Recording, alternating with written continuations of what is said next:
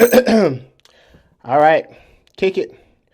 1, 2, 3, 4. Burn, burn, burn, burn. Boom, boom, boom, boom, boom, boom, boom, boom, boom,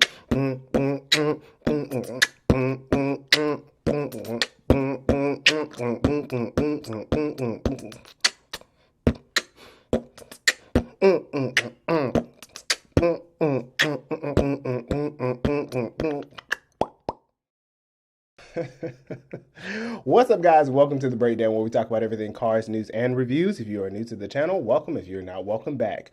So just recently, Toyota have unveiled their all-new Toyota Camry. Now, if you've been living under a rock for the last 40 years, the Toyota Camry has been, in the last 20 years, the best-selling car in America, and that's not by mistake. And in this particular unveil, we begin to see Toyota take a new direction from not so boring to a little more exciting. So in today's episode, we'll be exploring the new unveiling of the Toyota Camry and what this means for you as a potential buyer. So with that being said, stick around and stay tuned because you are now watching The Breakdown. Kick it, Ghoulie.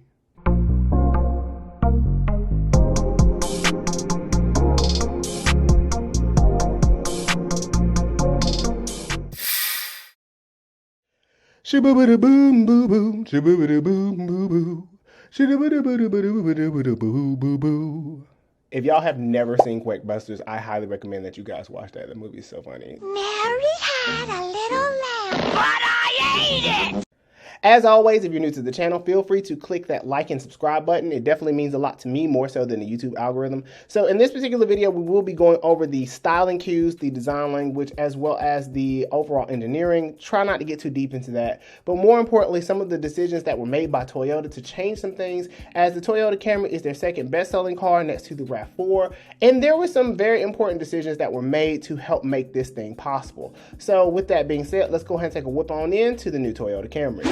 From an exterior styling standpoint, it gives me two things. One, it gives me we're trying, and it also gives me we're not trying enough. Let me explain. So the all-new Toyota Camry, while unlike many generations before, has a much more dynamic appearance and personality in terms of design, but this one does not give the je ne sais quoi of, let's say, a Mazda, or let's say we'll say for all intents and purposes, the prestige of something along the lines of even the Lexus line, the Volvo lines, or something like that. But that's not what this is. This is a practical, everyday car.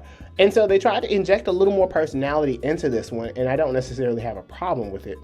The overall exterior style points, if you take a look, you will notice that they include some elements of the RZ, and they also include some elements of the Crown and the Prius. Now, I don't know if that was intentional or if that's just the current design language and they want to pull some elements, but the hammerhead grille that shows up in the front is very reminiscent of the RZ, while the back is the old Avalon, and it definitely gives some rollover from the last generation of the old Camry. And overall, it's an okay design, but I do think that the Toyota Crown did a much better job of expressing that, and I definitely believe that the Toyota Prius was that grille. But in this rendition of the Camry, we begin to see that this is a matter of trying to make sedans more exciting, because as you guys know, for the last 30 years, the Toyota Camry has been the go-to model. People love that car because it's reliable, it's practical, and it's efficient. This one will be those same things, and it will be just that, but the Crown, no pun intended, the Crown has gone over to the RAV4.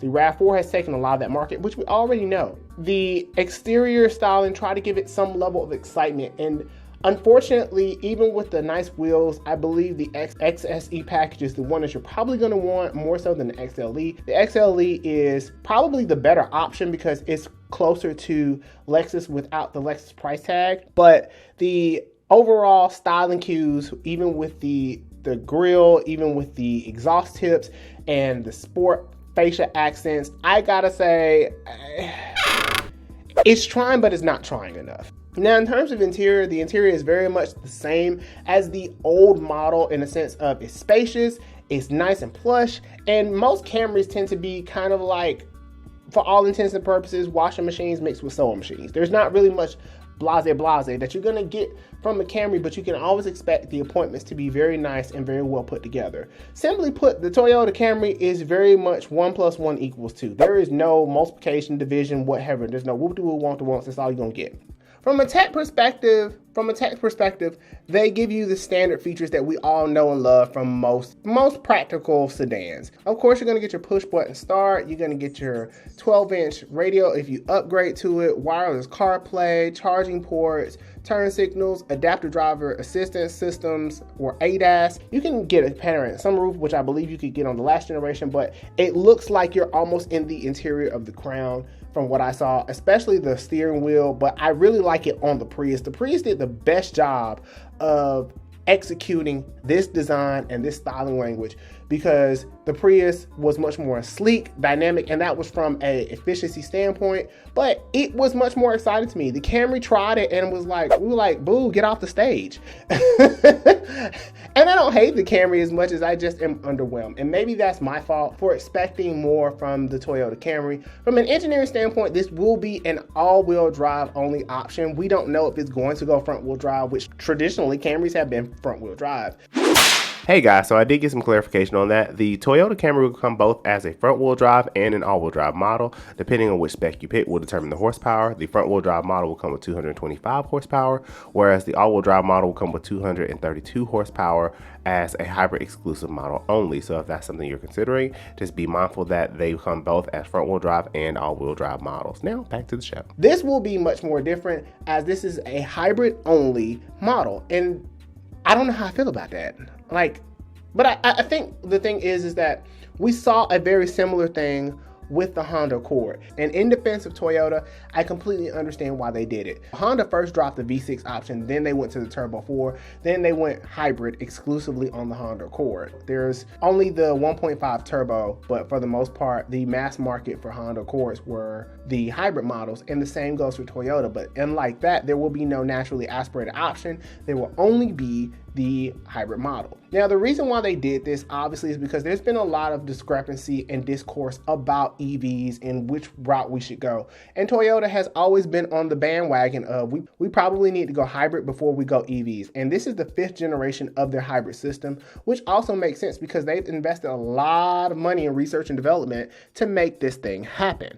Now, in terms of dropping the V6, this is a byproduct of the industry because it makes less and less business sense to shove a V6 into a car that doesn't really sell, especially when the V6 option is typically less and less of what people usually buy because most people simply can't afford the V6. Ultimately, when you get a V6 and a Camry, you might as well go to a Lexus ES. No bullshit. And even the Lexus ES has dropped down from a V6 to a 2.5 liter. That's going to be in the Camry as well. So it's a great bridge, but overall, the V6 option, while it hurts a lot of the car community enthusiasts, it makes a lot of sense. And so the biggest thing is that as more and more car companies force themselves over into the EV world, we'll see more and more things get dropped. Now, car companies like Stellantis was like, we're going to keep making what the we wanted to make. And so there are going to be some resistance between car companies, but Toyota's thing is what makes the most sense. And so in the Camry, you begin to see some elements of what sells from the RAV4 and Prius and Crown and Lexus and just kind of hodgepodge them together to create this Camry. I do feel like that as we begin to see Toyota enter into a new era of hybrids and EVs, they will begin to give us some very different products that are not quite like the Camry. And everybody's talking about it's exciting. And I think it's exciting for a Camry, but I don't think it's exciting overall. Again, my excitement came from the Prius. So the Prius had the most promise because it fused efficiency, quickness, and spaciousness all into one in a great package. But the Camry, I'm bored. And unfortunately, while this is their bread and butter, I expect them to put more into the RAV4 and the RAV4 Prime. The RAV4 Prime is really the one that I thought was really exciting because it was cool hybrid technology and was quicker than most cars on the road. So overall, the decisions that are made by Toyota make a lot of sense, and a lot of the car community has been really upset that the V6 was dropped, but to be honest, we weren't buying it. So if we weren't buying it, people are dropping it. And as more and more people begin to go towards hybrids, we'll begin to see less and less turbos. We'll begin to see more and more stronger electric motors put into these cars, as opposed to them upping the pot on engineering and design. Just put a more torquier motor that gives you a quicker acceleration and response time, which just makes more sense to me from a cost perspective. But with that being said, the all-new Camry will be coming out soon when we get more and more information. If you are interested in a Camry, let me know in the comments what you think, because quite frankly, I don't know. I would rather drive a Prius. And I know it sounds crazy. I would rather drive a Prius. But with that being said, let me know in the comments what you think about the new Camry. And when we get more information, I will do my best to let you guys know. And if you haven't seen my video already about the Prius, go check that out. And with that being said, until the next video, I will see you guys later.